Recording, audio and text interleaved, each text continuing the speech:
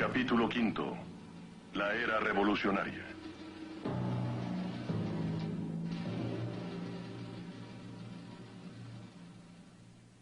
Nos encontramos en la antigua Suprema Corte de Suiza en Lausana. Esta pintura fue realizada en 1905 por Paul Robert. Los jueces tenían que pasar delante de ella cada vez que iban a tratar un caso, para que no olvidaran que la Biblia da las bases no solo para la moral, sino para la ley. ¿Cómo debían los jueces juzgar? ¿Cómo debían hacerlo para que el juicio no resultara arbitrario? La justicia aquí no es ciega. Y su espada no apunta hacia arriba, sino hacia abajo. Hacia este libro, la Loi de Dieu, la ley de Dios.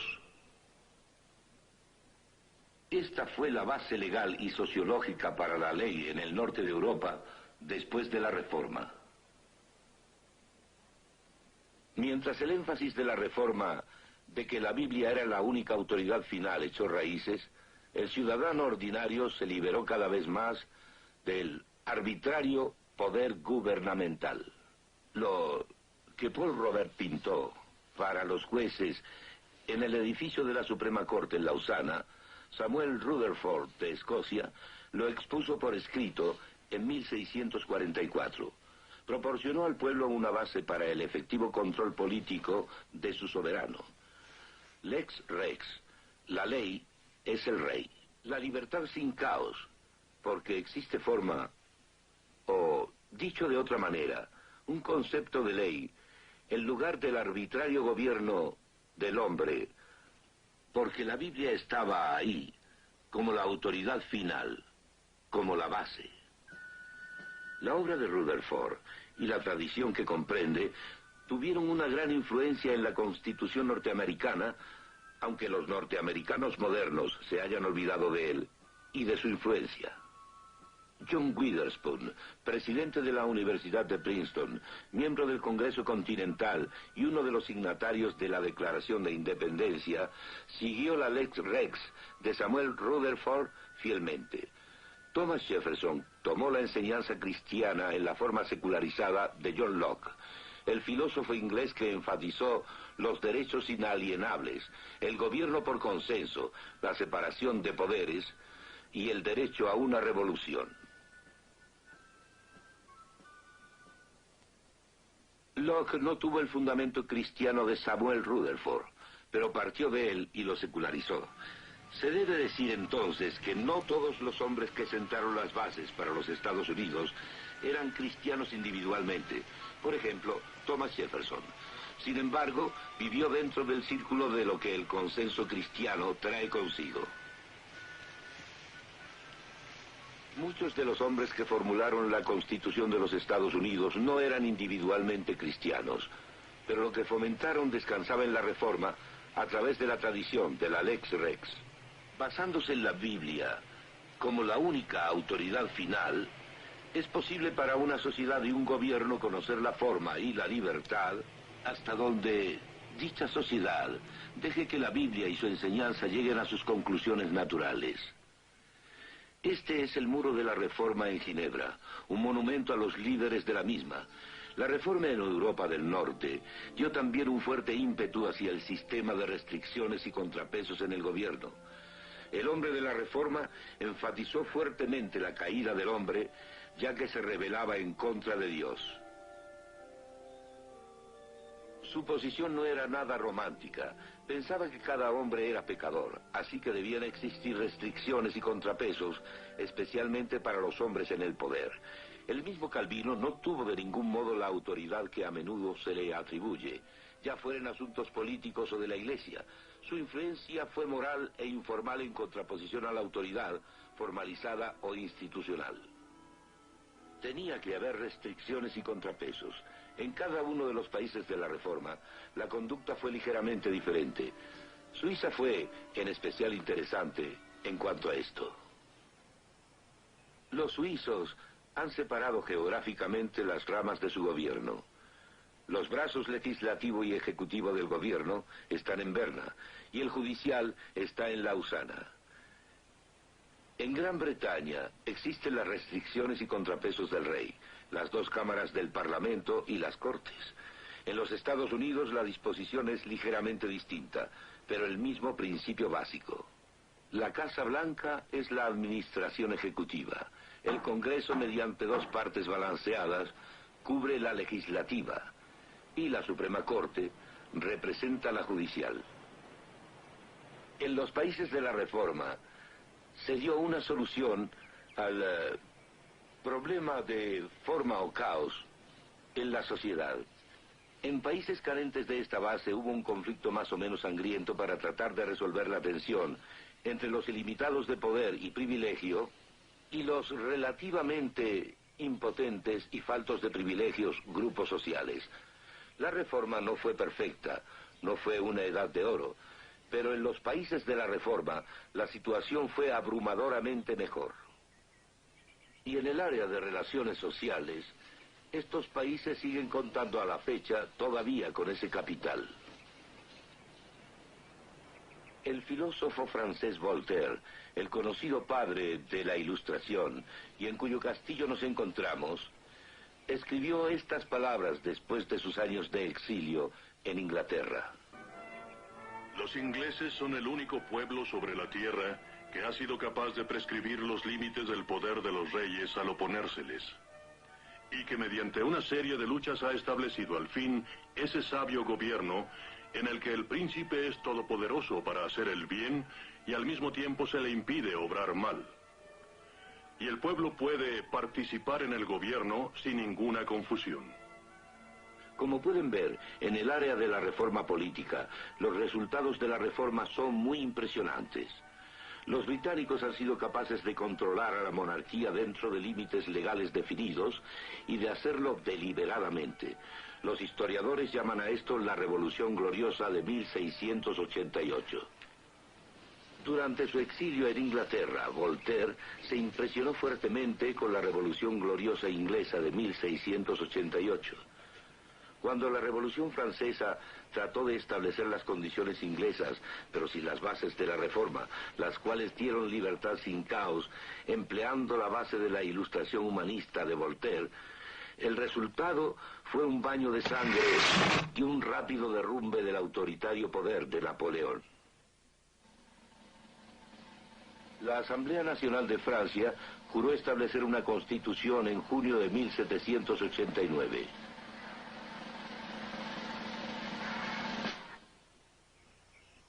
Esta fue la primera fase del plan burgués liberal para la Revolución Francesa. Y en agosto salió a la luz la Declaración de los Derechos del Hombre. Suena bien, pero no tuvo en qué fundamentarse. Voltaire y los otros hombres de la Ilustración no tenían otra base que su propia limitación. Lo que era llamado el Ser Supremo se igualaba a la soberanía de la nación, a la voluntad general del pueblo. Qué tremendo contraste con la Revolución Gloriosa inglesa, y qué contraste con los resultados de la Declaración de Independencia de América 13 años antes de la Revolución Francesa. La gloriosa Revolución inglesa y la Declaración de Independencia norteamericana tuvieron su fundamento en la Reforma, y la Declaración Francesa de los Derechos del Hombre no.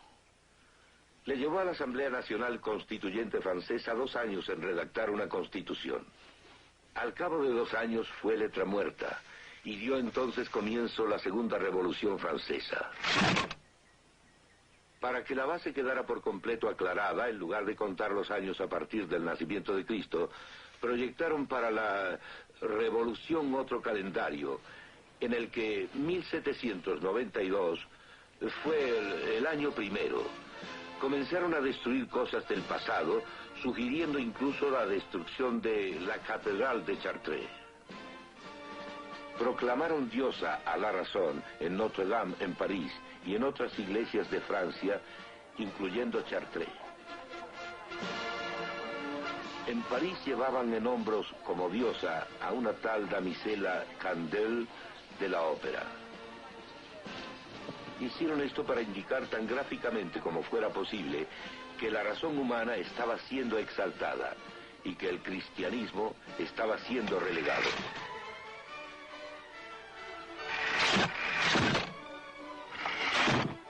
Antes de que todo terminara, 40.000 personas, muchas de ellas campesinos, fueron ejecutadas por el gobierno y sus agentes. Robespierre, el líder revolucionario, fue asimismo ejecutado. Estos resultados no fueron externos, fueron los productos de la base humanista de la Ilustración. El hombre de la Ilustración pensaba que tanto el hombre como la sociedad eran perfectibles y se aferraron a esto incluso en medio del terror.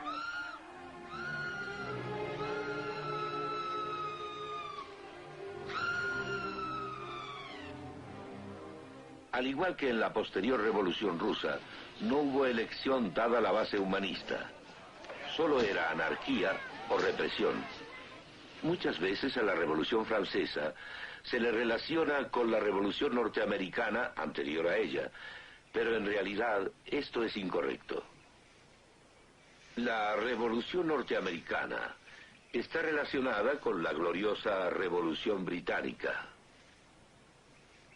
Y por otra parte, en contraste, encontramos que la Revolución Francesa estuvo muy ligada a la Revolución Rusa. Y entonces, para 1799, Napoleón llegó a gobernar como élite de un solo hombre, como Lenin lo hizo después en Rusia. Admitiendo así las influencias locales, parecería que la mayoría de los cambios revolucionarios acontecidos en el sur de Europa se produjeron al copiar esos cambios que la Reforma produjo en el área de la libertad en el norte de Europa, aunque los distorsionaron en algunas partes. Cuando pensamos en la Reforma y lo que trajo consigo en el norte de Europa mediante un giro natural, y también al pensar en lo que se produjo al tomar prestado del sur de Europa, surge un gigantesco contraste respecto a lo que los países comunistas han producido y continúan produciendo.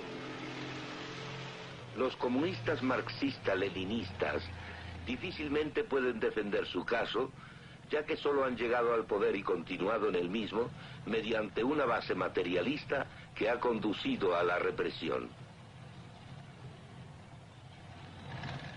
No olviden que no fueron Lenin, Trotsky, Marx ni Stalin quienes hicieron el llamado a la libertad en Rusia.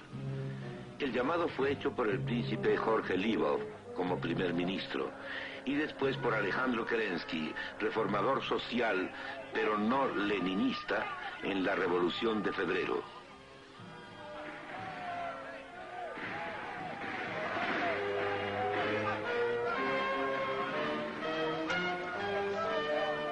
Lenin, Trotsky y Stalin se apoderaron de esta revolución hecha por otros en octubre de 1917 y establecieron un régimen de represión desde el principio. Los bolcheviques leninistas eran solo un pequeño porcentaje del pueblo ruso y constituían apenas la cuarta parte de la Asamblea Constituyente. Pero cuando esta asamblea, que había sido apenas elegida en noviembre, se reunió por primera vez en enero del año siguiente, 1918, los bolcheviques la disolvieron por la fuerza. La elección de la Asamblea Constituyente fue la primera y última elección libre en Rusia. La represión entró de lleno no solo en la vida y la libertad políticas, sino en todos los ámbitos de la vida. Lo que entonces se llamó la dictadura temporal para el proletariado ha probado ser en realidad la dictadura permanente de una pequeña élite.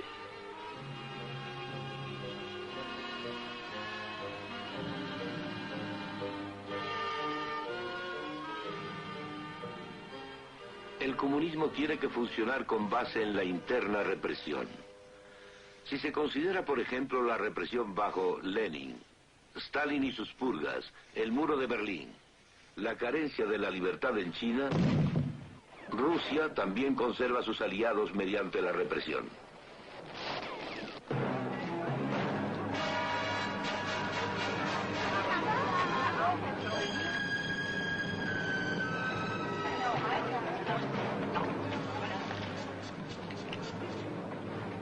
En Checoslovaquia la represión no terminó con los tanques. Luego 500.000 de seguidores de Dubček fueron expulsados del Partido Comunista. La base comunista no ha logrado producir en ninguna parte la libertad obtenida en Europa del Norte con la Reforma. Viendo el contraste que existe entre el sur de Europa y los países comunistas, la riqueza brindada por la Reforma en el área de la sociedad y el gobierno no debe ser minimizada. Inclusive en aquellas partes en donde el consenso producido por los hombres de la Reforma fue menor, fue menos consistente de lo que debería haber sido. No obstante, el fundamento bíblico proporcionó absolutos sobre los cuales combatir la injusticia. En cambio, el humanista no tiene manera de decir que ciertas cosas son correctas y otras incorrectas. Porque para el humanista lo último que existe es el universo impersonal, y este es silencioso y neutral respecto a lo correcto e incorrecto y a lo cruel y no cruel. No tiene manera de poseer absolutos, por tanto, es compatible con su propia posición. El humanismo, tanto en la vida y moral privadas y en la vida política, está sometido solo al arbitrio, y ya que no había bases para lo correcto o incorrecto, las leyes podían ser cambiadas mañana por otro absoluto arbitrario por consideración de la conveniencia. Hemos visto lo que pasó en aquellos lugares que no tuvieron absolutos bíblicos y que no tuvieron a la Reforma como base. Pero no debemos olvidar que a través de los siglos se desarrollaron debilidades en aquellos sitios que sí englobaron a la Reforma en su historia. Las personas a menudo no actuaron de acuerdo a la Biblia y su enseñanza que según ellos seguían. Los cristianos actuales tienen que compadecerse profundamente de todos esos lugares de inconsistencia, cuando la Biblia y la cristiandad tuvieron mayor influencia sobre la sociedad de la que tienen hoy. Claro está que la justificación más efectiva depende de los cristianos actuales, al actuar más consistentemente con la Biblia y su enseñanza en estos puntos cruciales. Había varias áreas en las que la Biblia no era seguida como tenía que haber sido, sobre todo en dos de las áreas.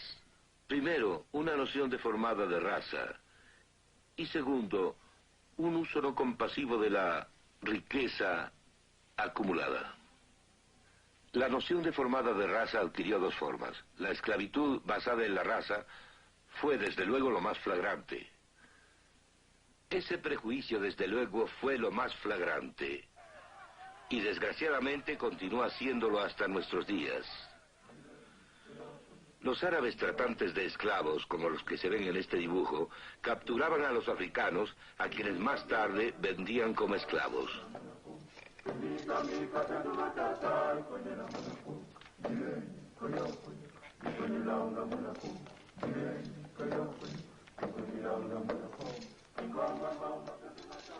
Muchos ingleses, europeos y americanos se entregaron a la arbitraria ficción de que el hombre negro no era una persona y podía, por tanto, ser tratado como cosa.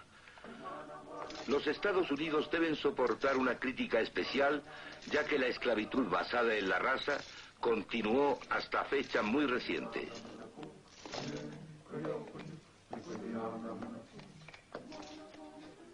No podemos pasar por alto las condiciones que existieron en esos barcos de esclavos, en los que miles murieron cruzando los mares, ni tampoco el trato que esos esclavos recibían a menudo.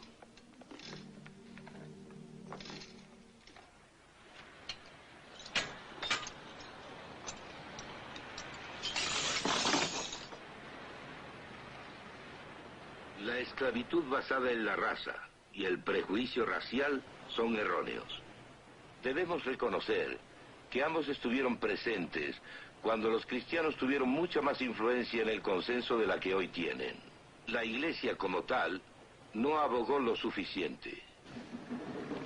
El comienzo de la era industrial lo constituyó el control de la potencia del agua en nuevas formas. Después del agua, se controló el vapor.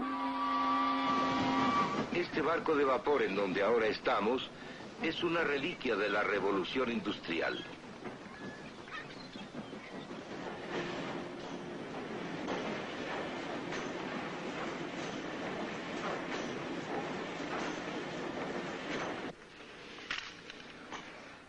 Esta era perteneció a los inventores y a los ingenieros. La industrialización produjo un flujo continuo de mejores cosas. Por ejemplo, mejor cerámica para la mesa del labrador y una constante corriente de más bienes para todos. Si la industrialización hubiese sido acompañada por un uso compasivo de la riqueza acumulada y un énfasis en la dignidad de cada hombre individual, ambas ideas enfatizadas en el Antiguo y en el Nuevo Testamento, la revolución industrial hubiera sido sin duda para bien.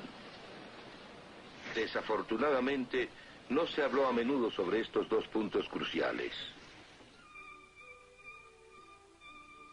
Hubo actos de caridad individual, ayuda a los pobres, pero la Iglesia simplemente guardaba silencio respecto al mandato de la Biblia del uso compasivo de la riqueza, tanto en Inglaterra como en otros países.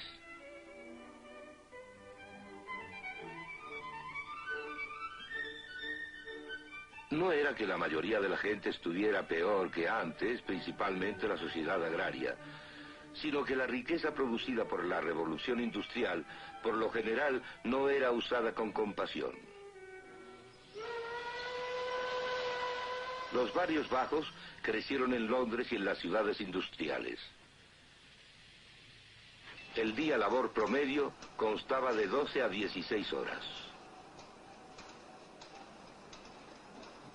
Las mujeres y niños eran especialmente explotados. La razón principal por la que la Iglesia debía haber hablado sobre estos temas con resolución y claridad es que la Biblia así lo manda. Si la Iglesia hubiese hablado con claridad contra el uso cruel de la riqueza como una clase de supervivencia del más apto, tal vez este concepto no hubiera sido aceptado de inmediato cuando fue establecido por una ciencia secularizada. Muy a menudo la Iglesia no se pronunció claramente contra el utilitarismo, que enseña que la medida de toda cuestión ética se reduce a su utilidad. Para mantenerlo balanceado, debe decirse que había muchas fuerzas no cristianas trabajando, y que muchos que se llamaron a sí mismos cristianos no lo eran en el aspecto bíblico. Se acostumbraba portar el nombre y guardar las apariencias. Fue la Iglesia, como tal, la que no adquirió una clara posición oral cuando tuvo la voz para hacerlo. En lo individual fueron muchos los cristianos que lucharon por la verdadera enseñanza cristiana, que tenía que acompañar al consenso cristiano, y su intervención fue vital y decisiva en la batalla contra estos abusos. La Biblia expone que tendría que haber un resultado en estas áreas con la predicación del Evangelio. Se levantaron muchas voces y se ofrecieron vidas para ilustrarlo.